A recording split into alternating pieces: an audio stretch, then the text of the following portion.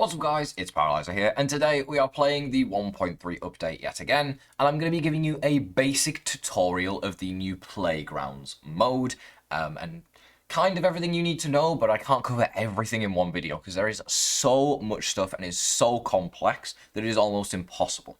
Now first we're starting in the menus, of course. You have a downloads section in the menu, where you can download worlds either using the folder or with the download code. As you can see here, you can download Playgrounds, put the code in, and it will download the playground from anyone that's shared it. This allows us to share worlds very easily with anyone and everyone you would like. Now, when you create a new world, you have two options. You can either play in the backyard, which is the regular world that we have, or you can play in the brand new grass box. Now, for the purpose of the video, I'm going to select the grass box, as it looks different. You get to see a different map. Then you can customize all of these game settings, whether you can craft, build, use the HandyNat. There is quite a few issues here still.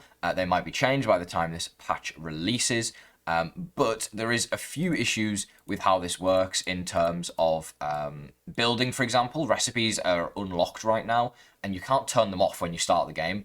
So people can just craft and build anything they want inside of the worlds once they download them, which is not ideal. But it is what it is. So you can mess with all these settings. You can turn off hunger and thirst burn. You can stop day from moving. You can stop resources from respawning or make them respawn faster. We're going to turn off a few of these settings just so it doesn't get annoying. And then we are going to accept. We're going to play as Willow, because Willow for life. And we'll just call this world Test. This is going to be the test world where I show a bunch of stuff to you. So you will spawn in as your character. As you can see here, it says mutation detected battle buddies. It's just every mutation in the game, but the mutation text is a lot smaller. I never noticed that. When we use the HandyNat inside of creative mode here, inside of design mode, once you leave the HandyNat, you will teleport to wherever the HandyNat is. This is pretty cool. It allows you to get to new areas much quicker. I don't know why they didn't just give us a way to fly, but it is what it is. You can also change perspectives on your HandyNat now, so you can go into first person on the HandyNat, which is very cool.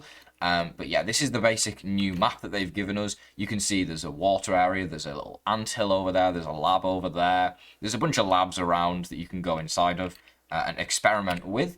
But we're not here to do that today. We're here to show you how stuff works. I will save the Gizmos and Gadgets tab for last, as this is the most complicated. So we have, the first tab we have here is Weapons, Tools and Equipment. You can actually get some of the equipment that's no longer in the game, like the Acorn Shovel Plus. There's also other stuff in here which isn't currently obtainable. For example, the Rotten Gas Mask is here as well. So anything that's been in the game seems to be in here, which is quite cool. You can get all the pet gravestones. So this has every trinket as well. I'm still trying to figure out how to get this capacitor. I still have not found it. I don't know where it is. But yeah, there's every trinket in here. Then the next tab, we have consumables. They just have all the consumables in the game. You've got resources. We have all of the resources within the game, including all these keys down here. Now, these keys can be used to unlock doors. I think they can be used on chests as well, which is very cool. But yeah, all the different parts are in here. We have all the different base building stuff, which is just the same stuff as there is in survival. We have the storage and utilities, again, all the same as survival.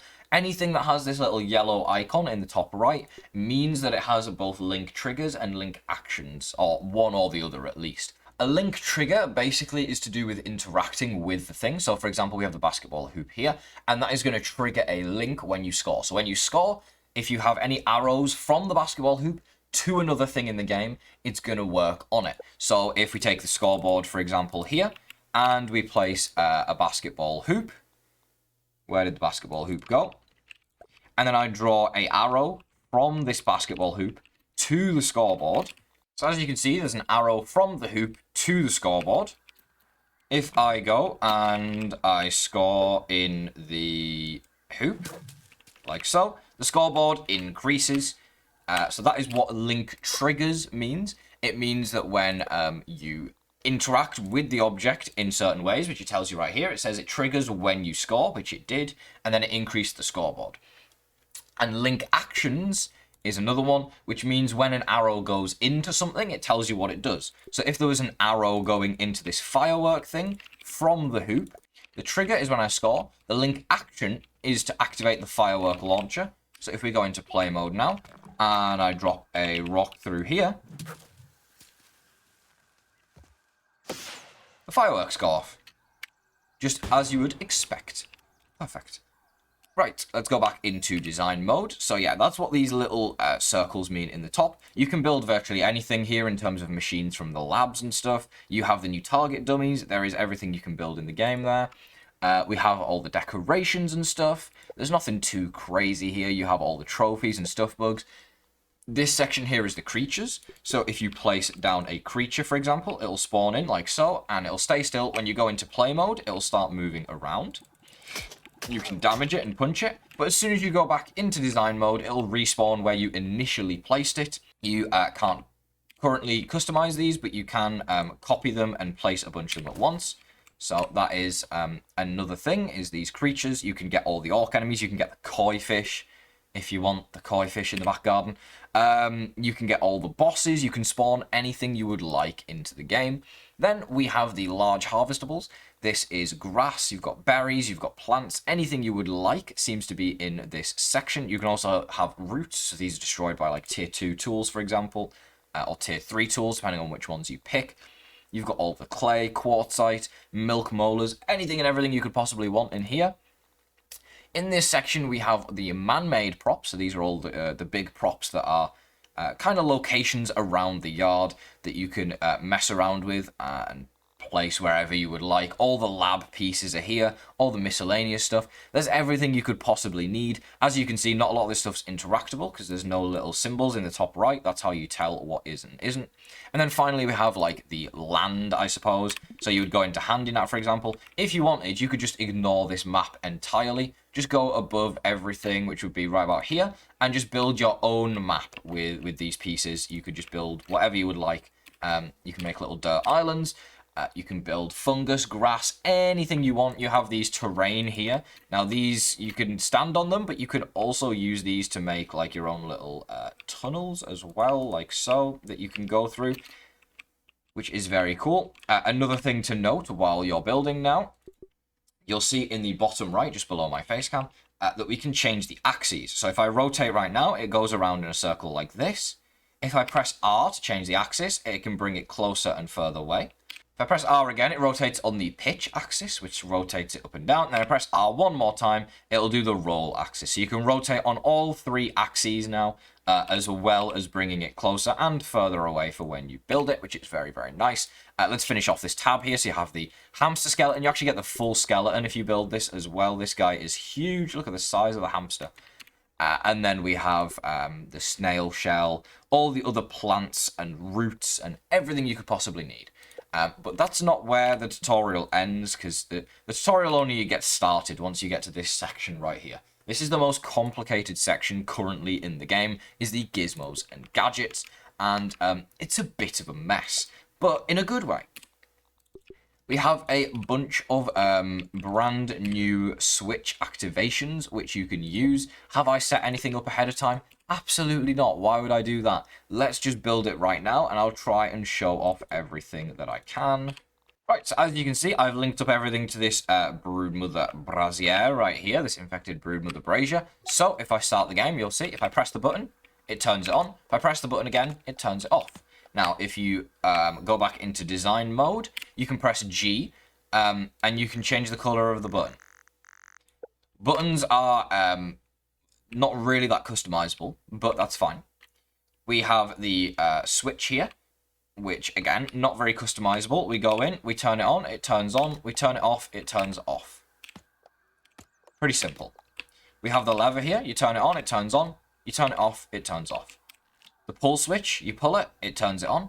You pull it again, it turns it off. But if you go to the brassiere here, you should be able to customize this as well. You can change all the color and stuff like that. Now, where it gets interesting is you can customize the arrows as well. So you can make it so when you press the button, it toggles the light, or you can make it so when you press it, it turns the light on, and then you can make it so when you press it, it turns the light to white, and then you can make it when you press it the 3rd time, it turns the light off. So I'm stupid. I thought it was button press 1, turns the light on, button press 2. No, these all happen when you press the button, which makes sense. So if I press the button, it does all 3 of these things at once, which is interesting. I didn't realize that. So that basically means you can get it to activate multiple things with one singular press. So yeah, that's how all these basic switches work. Okay, so low weight, you stand on it and it activates. Okay, so it's actually working.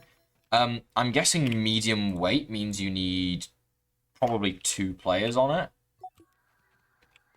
Because it definitely doesn't activate with 1 player. Or maybe you could use grass planks or something to weigh it down. I'm not sure. Let's find out. Okay, so if I stand on this now, is it going to weigh down? No. If I drop these on it, is it going to weigh down? It does. Ah. So you need to drop 2 grass planks on it for it to activate on a medium. Next, we have the timer. This is another one of the gizmos in the game. So we're going to set up a timer with a firework launcher right here. And you can see the timer's counting down here. It's counting down. Tick, tick, tick, tick, tick, tick, tick. And when it reaches the top, it activates the firework launcher. So if we go back in design mode here, you'll see the time was 8 seconds. So that's how long it takes for the timer to start to end. You can have a start delay time. So that's, if I set that to 4 seconds, for example, the timer won't start counting down for the first 4 seconds. And then after 4 seconds, you'll see the timer starts to count down, just like so, before it activates the firework launcher. Start on play. You can turn this off and you can get the timer to be activated by another thing, like scoring a basketball or something else in the game. Then you have a repeat, so the timer goes over and over again. Show while playing, which I just used there, so that you can use it to test and you can see what you're doing. Next, we have transmitters and receivers. This is for long distance things that you want to do. So they have channels here. You can see you just have to put them on the same channel. So channel 1. You transmit to the receiver. You don't need to link them, essentially. So if I went like this and I said, don't start on play, 1 second timer, 0 time delay start. So as soon as this gets activated, the transmitter transmits it to the receiver. So let's say I put a button here and I connected the button to the transmitter. As soon as I press this, it transmits from the transmitter to the receiver to the timer, which goes off and shoots a firework into the sky. Nice. So this is for long distance transmissions. It's going to make your gadgets and gizmos much more simple, and it also means you can have multiple button presses linked up without having 7 million arrows across the map. You can see there's no link here at all. It's just the fact they are on the exact same channel as each other. Next, you have trigger volumes. This is a thing that triggers when you enter an area. So let me rotate it here so that it is facing me. You press G on it, you can obviously change the X-axis, the Y-axis, and the Z-axis. And this is going to make it so if I link this to the firework launcher, once I walk into this area right here, it's going to set off the firework launcher. It triggers it. It's a trigger volume. It triggers whatever's connected to it when you walk into the volume. You can make it as big or as small as you would like. So if you make it really, really small right here, you'll see it's a lot harder to enter the area. But if any part of you touches it, your whole body doesn't have to be in it, just any part of you, then it is going to set off. So you could set up cool little designs using that. And there's a sphere version of it as well, which is very nice. We also have the blocking volume, which is kind of similar, but different as well. So if I set up a blocking volume right here, and then I start the game, you'll see there's an invisible wall here now. So what this does is it blocks the player from walking through areas. You can walk through it when you're in design mode, but not in play mode. So you have new invisible walls so that you don't have to build stuff. You can also use this as a way to place something inside the invisible wall. For example, I build, let's say I build a chest inside of here. This means not only can you not access the chest, or you can access the chest, sorry. You can access the chest if it's inside of here, but you can't break the chest in any way because it is stuck inside of an invisible box and you can't reach it, which is very cool. You can use that to make it so walls are unbreakable, but there's no current way to stop players from like just building anyway. You have the biometric scanner, you all know what this does. You scan it with your hand, it's in survival. The new burgle flags, these replace the trail markers. In the game, you just raise the flag by holding E on it. Again, it should be pretty self-explanatory. It's just a flag that you raise. The trigger is when you raise the flag.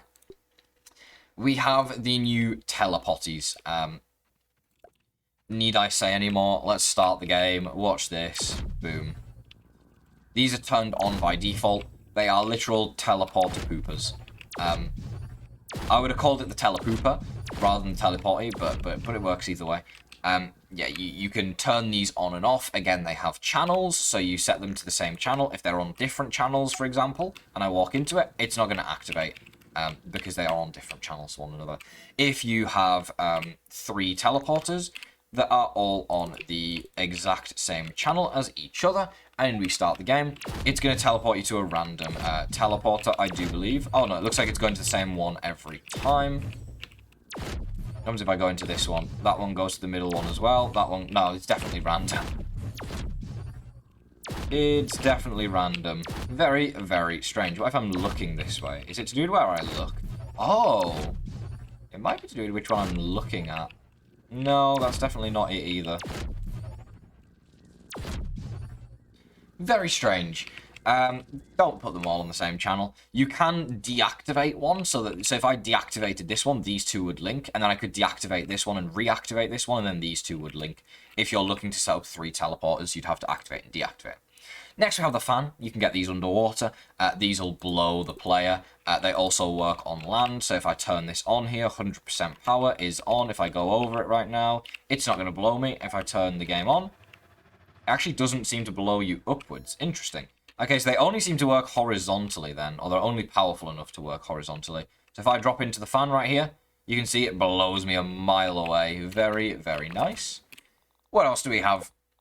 We have the new super high bounce. You jump on it, you bounce way higher than before. Again, you can customize the height of the bounce and make it go super duper high, which is very good. It's just going to make for faster transport inside of creative mode, but you have teleporters anyway. And then a landing pad, which you can land on to take 0 fall damage whatsoever. Very nice. You have the lasers from the Schmector boss fight, and yeah, you have the lasers from the Schmector boss fight and the assistant manager fight. You have the pillars, the lasers, and the laser cannons. You have power-ups. These are very cool, so you can turn it on or off. You can change the different power-up. They all have different icons. Attack up, defense up, heal player, attack speed up, life steal, heal on kill, berserker, water breathing, and gas immunity. They all have very, very cool icons. They have a respawn timer, and you can set the time yourself. There's currently no way to change how long the power-up itself lasts, but I'll show you what happens when you pick one up here. So you walk through it, you get movement speed up, and now we're faster than we were previously. Very nice. You have the scoreboard. I already showed you this, but it makes it so that when you interact with it, it can increase or decrease the score. We have a player spawn. You can use this to set the players' spawn points. You can choose specific players if you would like. You can activate, deactivate them. You have a creature spawner. So again, with this thing, you can set any creature you want in here, and you can set as many as you want to spawn each time. There's no randomness right now in the mode, so you can't randomize anything, but I'm sure that'll change at some point.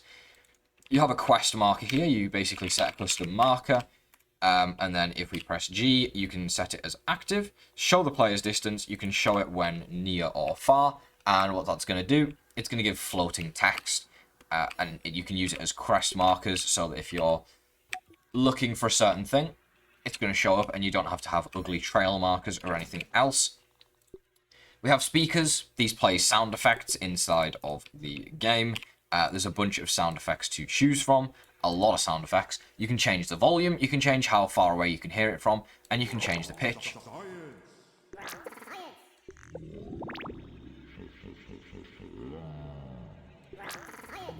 And when you change it, it also plays a little, it plays a little sound of it.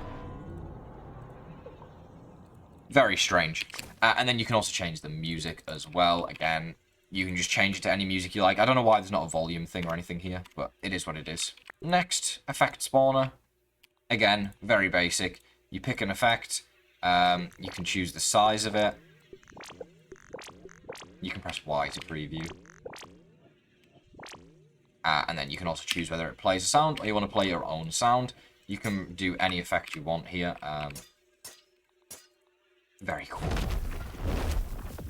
You can make a mess with these things. We have time of day. You can change the time of day to any time of day you want. Equipment equipper. It'll equip your player with any equipment that you so desire. So I do believe you put the equipment inside of here, and it'll equip your player with that gear. The inventory filler, again, you put stuff inside of here and it'll put it inside the player's inventory when they walk over it.